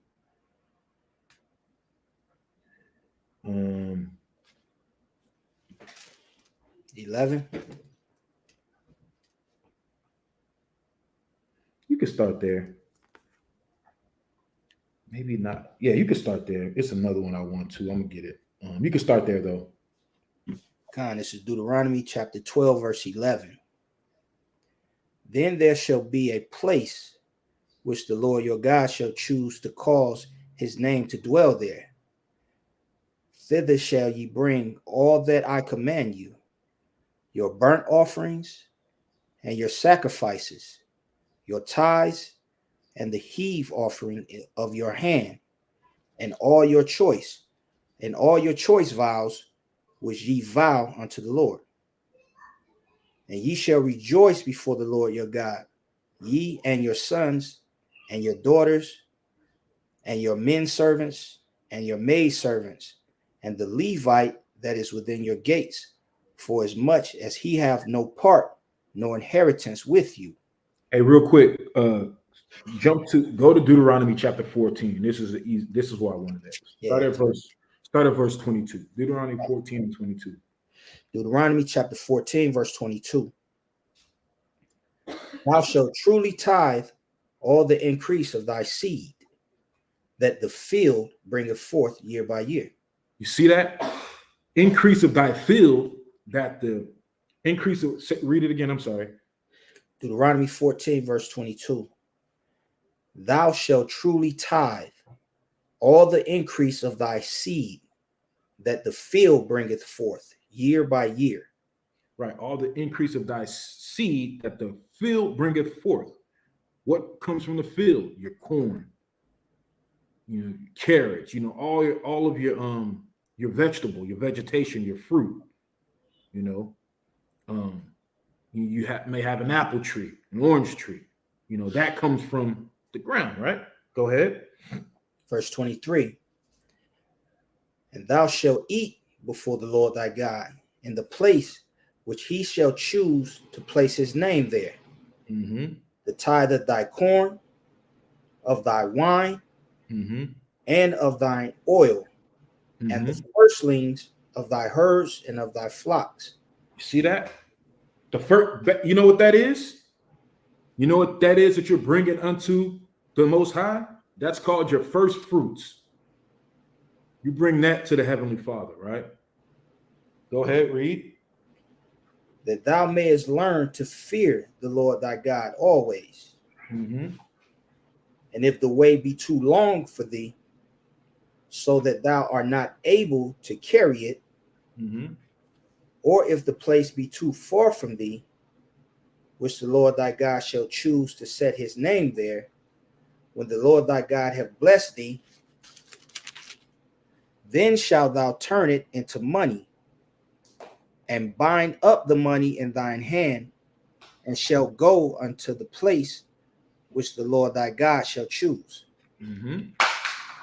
And thou shalt bestow that money for whatever thy soul lusteth after, for oxen, or for sheep, or for wine, or for strong drink, or for whatsoever thy soul desireth. And thou shalt eat there before the Lord thy God, and thou shalt rejoice, thou and thine household. And the Levite that is within thy gates, thou shalt not forsake him, for he have no part nor inheritance with thee. Mm-hmm. At the end of 3 years, thou shalt bring forth all the tithe of thine increase the same year, Right. and shalt lay it up within the gates. Mm-hmm. And the Levite, because he have no part nor inheritance with thee, and the stranger, and the fatherless, and the widow, which are within thy gate, shall come and shall eat and be satisfied, that the Lord thy God may bless thee in all the work of thine hand which thou doest. Right. So that's dealing with, that's what the Most High is talking about. Will a man rob God? Right. Because they weren't applying that. And so if you're not applying that, then what's going to happen? What is the Most High going to do? You know, because he's not talking about tithing to a church so that a man could have a Cadillac.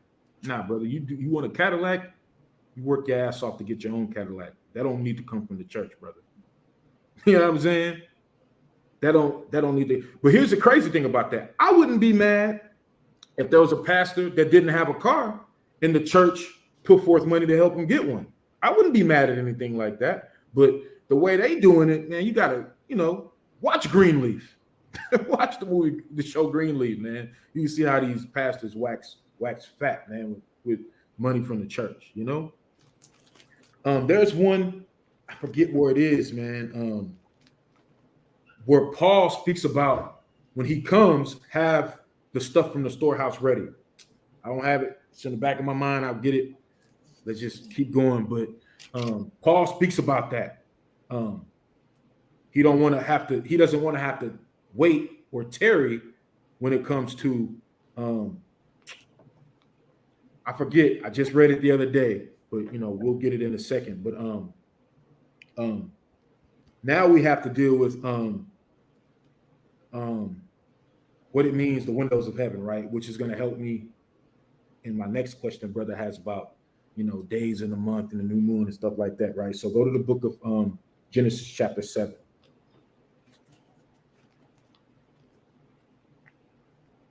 Genesis chapter 7. Go to real quick. Let's go to 1 Corinthians 16 real quick. Yep, that's it. Yeah.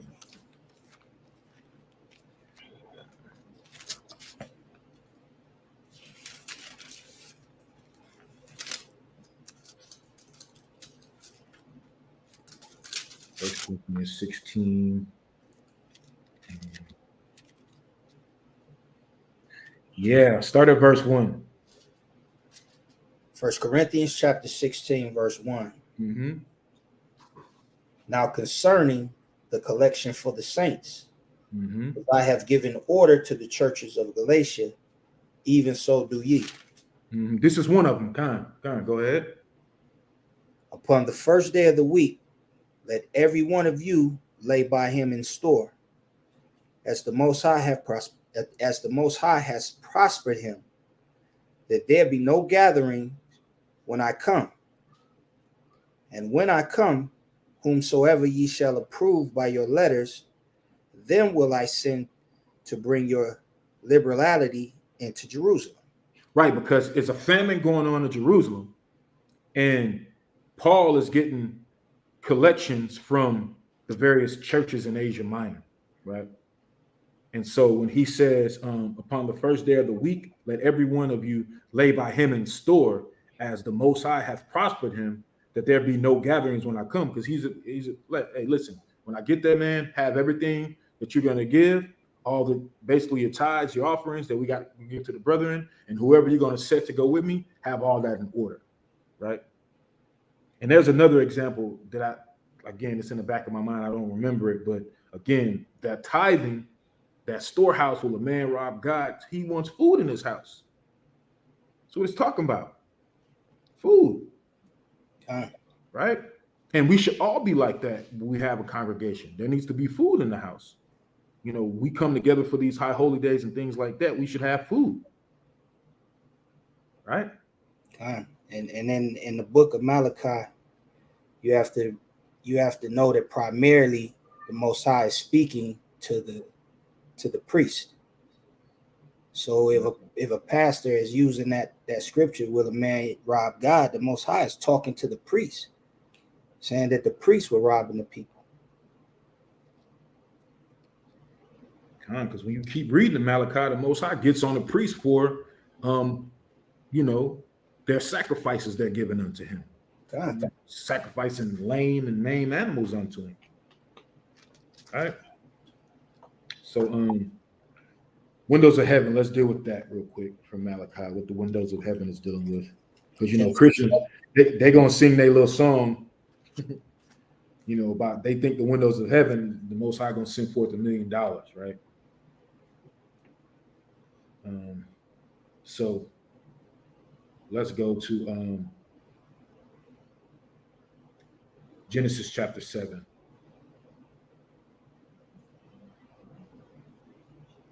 You know what?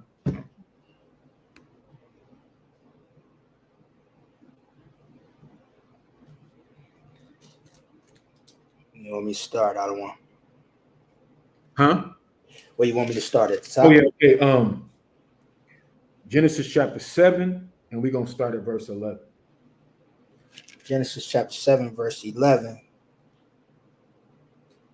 In the 600th year of Noah's life, in the second month, the 17th day of the month, the same day were all the fountains of the great deep broken up, and the windows of heaven were opened. The windows of heaven. That's where rain comes from. Right? So write that number down, because it's going to go into the next question that the brother asks, right? That's what the windows of heaven are, right? So now it's said, in the 600th year of Noah's life, in the second month, the 17th day of the month, the windows of heaven were open, right? Go ahead, verse 12. And the rain was upon the earth 40 days and 40 nights. 40 days and 40 nights, right? Go ahead. And the selfsame day entered Noah and Shem and Ham and Japheth, the sons of Noah, and Noah's wife, and 3 wives of his sons with them into the ark. They and every beast after his kind, and all the cattle after their kind, and every creeping thing that creepeth upon the earth after his kind, and every fowl after his kind, every bird of every sort. Okay, you can stop right there, right? We're going to jump down, because before we jump down, read verse 11 again. Genesis chapter 7, verse 11. In the 600th year of Noah's life, in the second month, the 17th day of the month, the same day were all the fountains of the great deep broken up, and the windows of heaven were opened. Go ahead. And the rain was upon the earth 40 days and 40 nights. Jump down to verse 24, because the question that the brother has is basically how many days are in a month, and what new moon do we keep, right? Verse 24. And the waters prevailed upon the earth 150 days. Right. The waters prevailed upon the earth 150 days. In the second month and the 17th day, that's when the windows of heaven were open, right? So now go to chapter 8, and start at verse 1. Genesis chapter 8, verse 1. And the Most High remembered Noah and every living thing and all that cattle that was with him in the ark. And God made a wind to pass over the earth, and the waters assuaged. The fountains also of the deep and the windows of heaven were stopped, and the rain from heaven was restrained. And the waters returned from off the earth continually. And after the end of 150 days, the waters were abated. Right. After 150 days, the waters were abated, right? Go ahead. And the ark rested in the 7th month, on the 17th day of the month, upon the mountains of Ararat. Right. So here we have the waters starting in the 2nd month, 17th day of the month, right?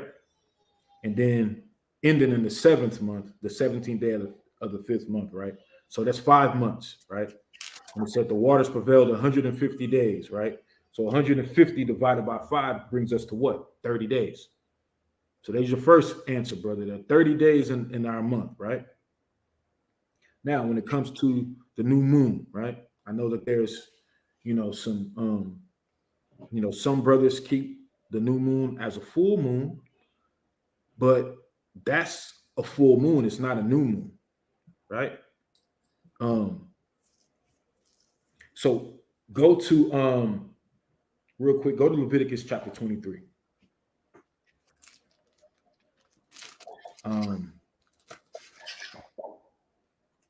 Right. Verse Leviticus 23 and 5. So Leviticus chapter 23, verse 5.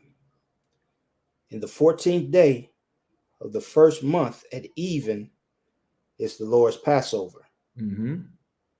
And on the 15th day of the same month is the feast of unleavened bread unto the Lord. Right. So when we deal with the new moon, the full moon, right? The full moon cast off a great light.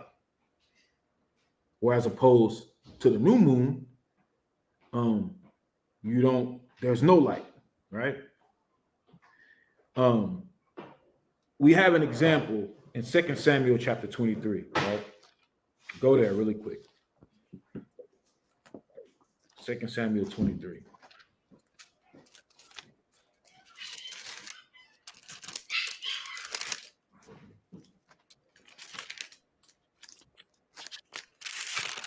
Samuel 23. And verse 23, and is it 23 I want? No, it's not. I'm sorry. It's where King David went to keep the new moon. Should not sit that down. Failed to be 1 Samuel chapter 20. I'm sorry.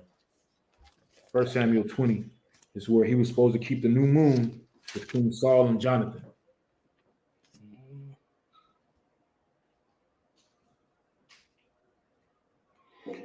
Start at verse 4. Yeah, you can start there. 1 Samuel chapter 20, verse 4. Then Jonathan said, Then said Jonathan unto David, Whatsoever thy soul desireth, I will even do it for thee. And David said unto Jonathan, Behold, tomorrow is the new moon, and I should not fail to sit with the king at meat. But let me go, that I may hide myself in the field until the 3rd day at even. If thy father at all miss me, then say, David earnestly asked leave of me that he might run to Bethlehem, his city. Jump to verse 12. Verse 12. And Jonathan said unto David, O Lord God of Israel, when I have sounded my father about tomorrow any time, or the third day, and behold, if there be good toward David, and I then send not unto thee, and show it thee, the Lord do so, and much more to Jonathan. Well, I just brought that part to show, the new moon is kept for 3 days, right? 3-day thing, right? And so King David is saying he's going to go hide in the field, right, during the new moon. Why would he be hiding in the field during the new moon? Because there's no light being cast off from the moon. If anybody has ever been at a place where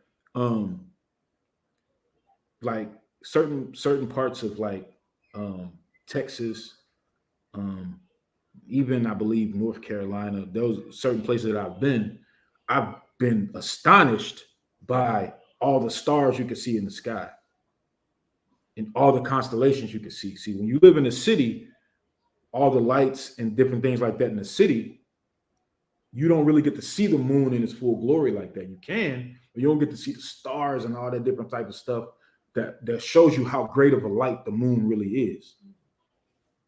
But if you're at a place where you don't have no city lights and different things like that, and you far off into the wilderness and you looking up, it's a beautiful sight. Like stars is everywhere. But then you also get to see the stars compared to how great of a light the moon is. And if that moon isn't at full or anything like that, it's going to be dark, extremely dark. Can't really see, right? And so that's why King David is saying he's going to hide himself in the field, right? And so I'm gonna knock out because I think I know what else the brother is asking, so we're gonna knock that out as well. But let's get some. We're gonna come back here to 1 Samuel, but let's get some scriptures on the moon. Right? Go to the book of Ecclesiastes, chapter 43.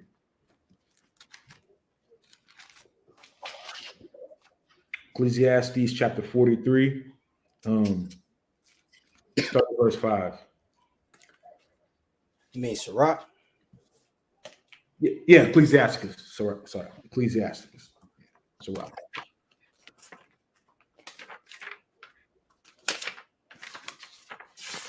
Ecclesiastes chapter 43.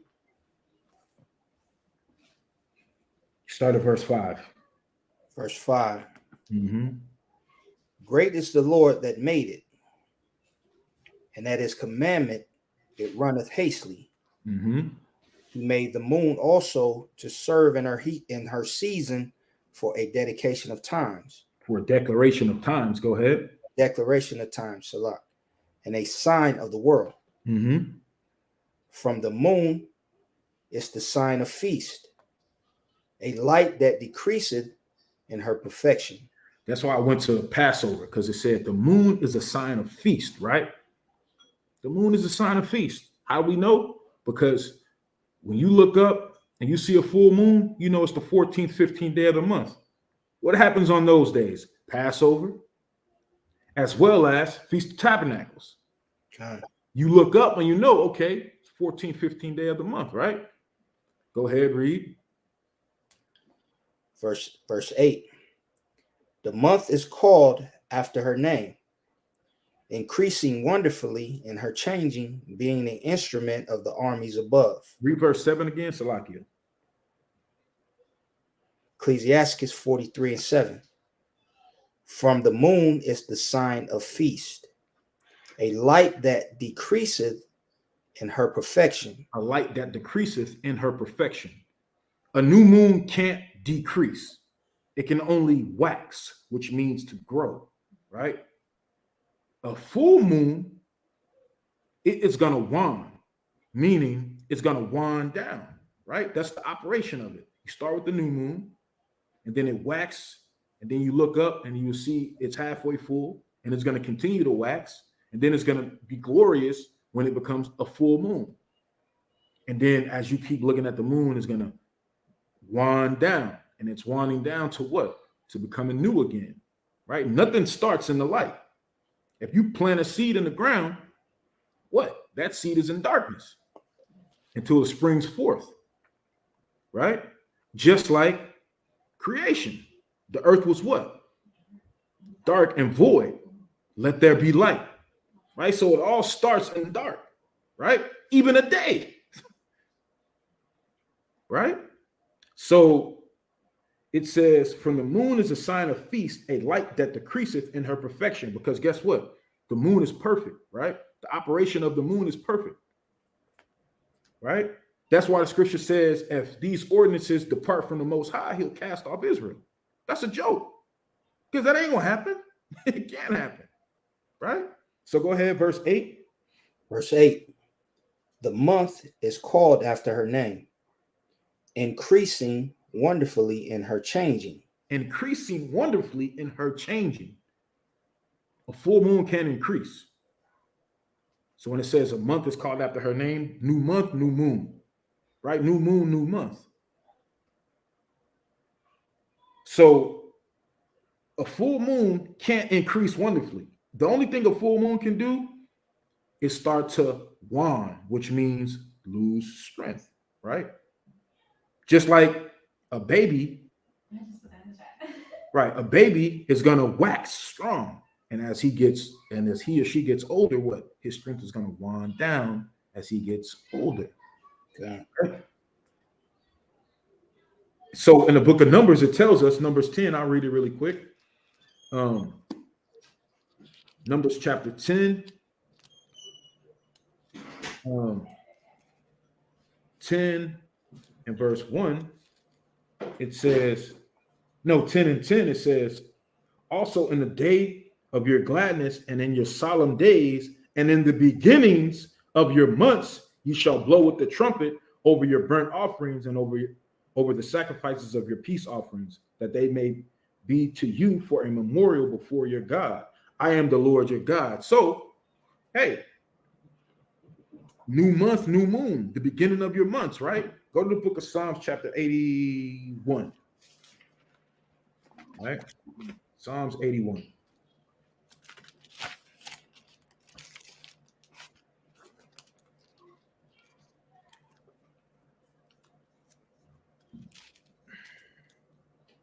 Psalms 81 and 3. So Psalms chapter 81, verse 3. Blow up the trumpet in the new moon, in the time appointed, on our solemn feast. Blow up the trumpet in the new moon, but in the time, it doesn't say but it's saying in the time appointed on our solemn feast day. So in the new moon, blow the trumpet, right? In the appointed time. So you have the new moon itself, that's an appointed time, but it's talking about another solemn feast day as well. Go ahead, read verse 4. Verse 4. For this was a statute for Israel, and a law of the God of Jacob. This he ordained in Joseph for a testimony when he went out through the land of Egypt, where I heard a language that I understood not. You see that? That's talking about Passover, right? So go to the book of Sirach chapter 39. Sirach 39 in verse, you can start at verse 1. Book of Sirach chapter 39, verse 1. But he that giveth his mind to the law of the Most High, and is occupied in the meditation thereof, will seek out the wisdom of all the ancient. Hey, Salaki, I'm sorry, brother. Not verse 1. Read verse 12. Sirach chapter 39, verse 12.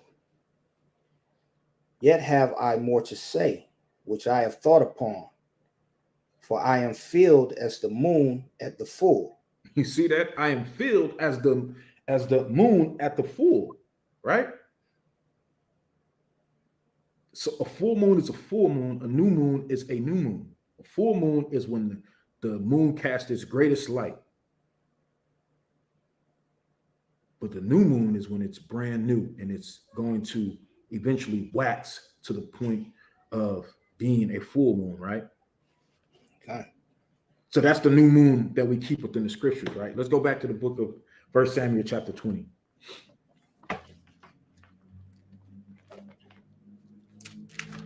1 Samuel chapter 20. Right? So the new moon is the beginning of the month, right? 3-day celebration for the new moon, right? And so King David is, King David and Jonathan have devised a plan to keep King David from being killed by King Saul, right? Okay. And so let's go to 1 Samuel chapter 21. 1 Samuel 21, start at verse 1. 1 Samuel chapter 21, verse 1. Mm-hmm. Then came David to Nob, to Ahimelech the priest.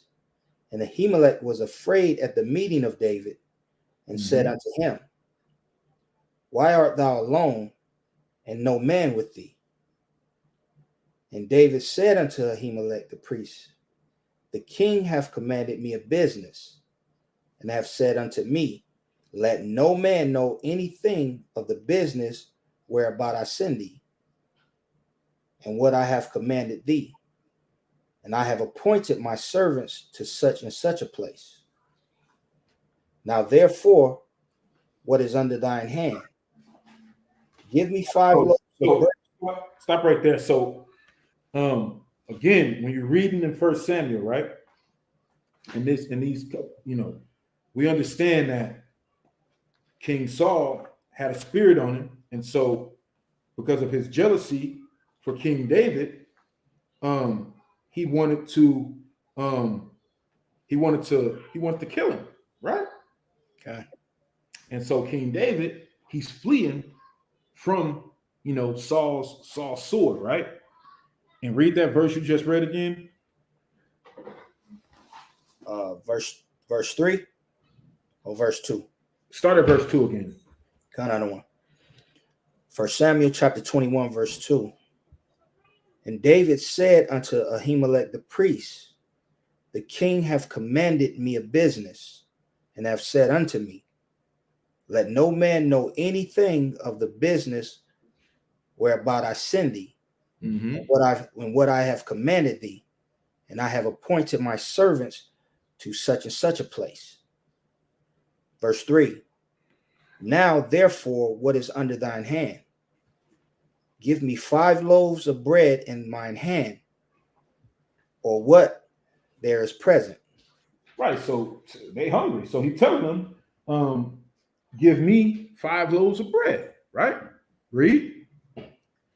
Verse 4. And the priest answered David and said, There is no common bread under mine hand, but there is hallowed bread, if the young men have kept themselves at least from women. And David answered the priest and said unto him, Of a truth, women have been kept from us about these 3 days. How many days? 6. How many days? 6 days? 3 days. 3 days, right. The Sabbath is on the 7th day, right? And so he said, women have been kept from us these 3 days, right? And so go ahead. Since I came out, and the vessels of the young men are holy, and the bread is in manner common, yea, though it were sanctified this day in the vessel. So the priest gave him hallowed bread, for there was no bread there but the shewbread that was taken from before the Lord to put hot bread in the day when it was taken away. Now that's extremely heavy, right?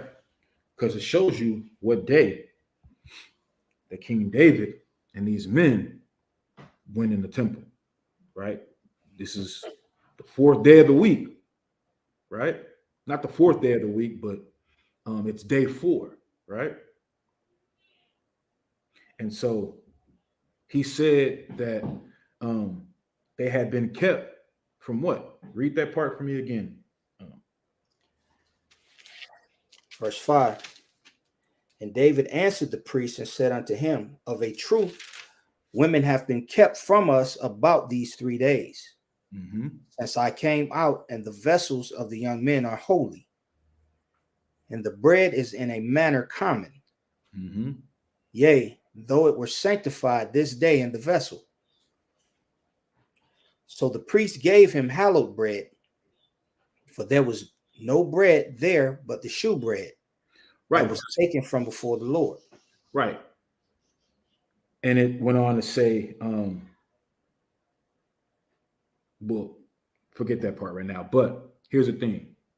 The new moon determines certain feast days, absolutely, right? But the Sabbath is a continual thing, right? The Sabbath isn't determined by the new moon. Don't work like that. The moon was created. Let's go to Genesis really quick. Go Genesis chapter 1.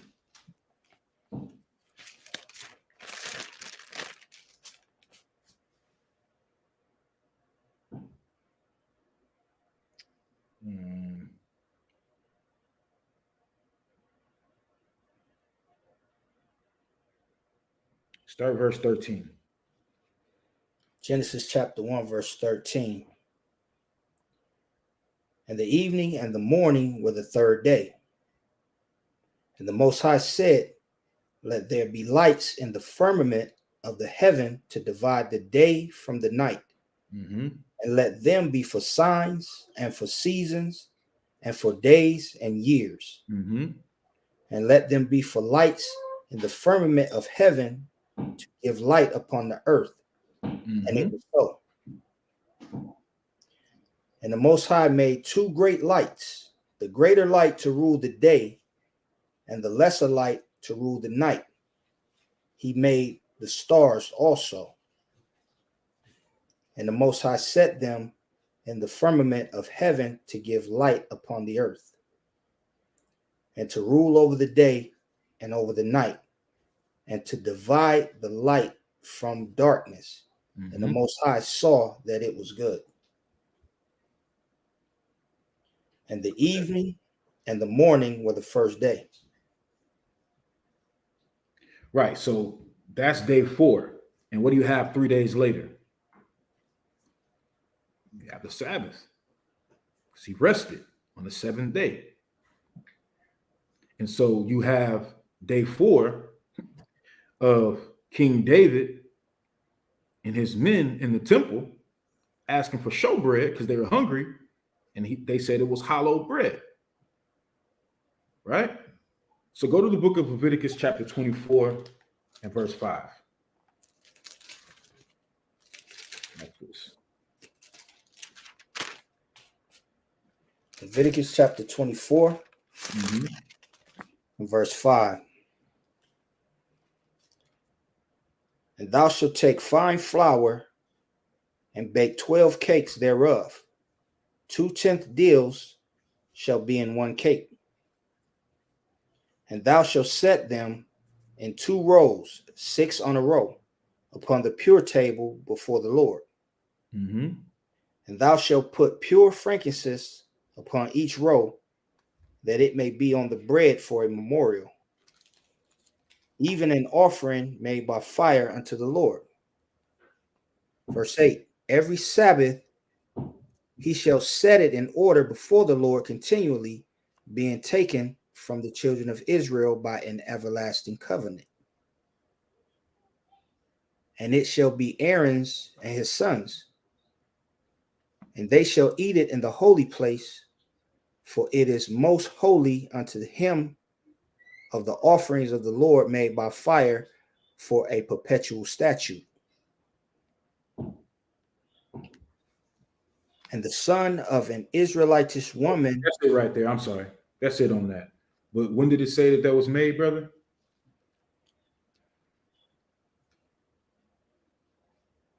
Jump to verse 8 again.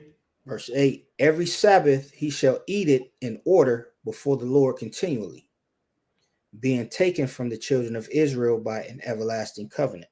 Right, so that showbread is put out every Sabbath. Every Sabbath that showbread is put out.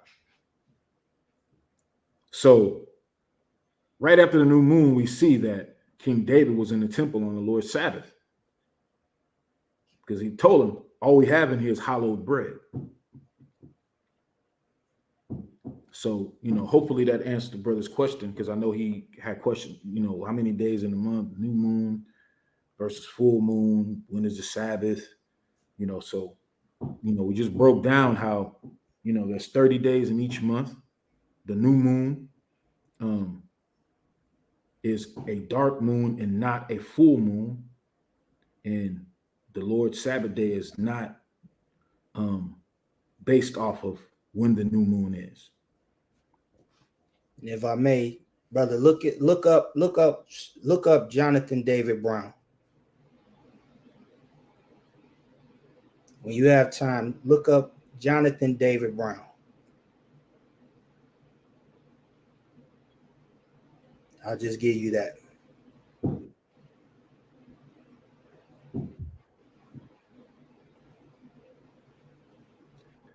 Let me see here. Yeah, we're gonna shut down shop for today. If there are other questions in the inbox, we'll deal with those next Sabbath, most I will. So again, brothers and sisters, Shalom, happy Sabbath. As always,